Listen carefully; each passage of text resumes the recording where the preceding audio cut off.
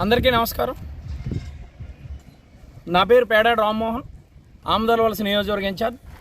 ఏదైతే మన పార్టీ అధ్యక్షులు మరియు ఆంధ్రప్రదేశ్ డిప్యూటీ సీఎం శ్రీ పవన్ కళ్యాణ్ గారి పిలుపు మేరకు మనం స్వచ్ఛ భారత్ ఏదైతే నిన్నంత పెద్ద సక్సెస్ గల మనం ఆవిర్భావ దినోత్సవం జరుపుకున్నాం.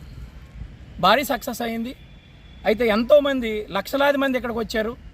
దానివల్ల ఈ ఏరియా అంతా పిఠాపురంలో మన ఈ ఏరియా మొత్తం పాలిథీన్ కవర్లతో అదేవిధంగా ఫ్లెక్సీలతో అనేక విధాలుగా చాలా ఇబ్బంది పెట్టాము ఇక్కడున్న ప్రజలకి.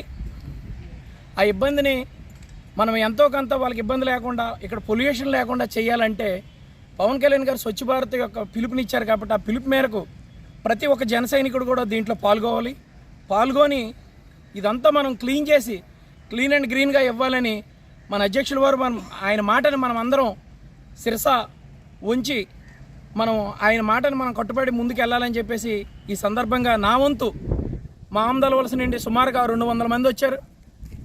అంతా వాళ్ళు కూడా ఇక్కడికి వచ్చి క్యారెంతలతో ఎంతో ఎంజాయ్ చేసి వెళ్ళారు. నేను దీంట్లో భాగంగా ఇన్ఛార్జిగా నాకు బాధ్యత ఉంది. కాబట్టి ఆ బాధ్యతతో నేను దూరం నుండి వచ్చిన ఒక 1 అవర్ అయినా సరే ఇక్కడ స్వచ్ఛ భారత్ చేసి వెళ్దామనేసి నిర్ణయం తీసుకొని నేను చేస్తున్నాను.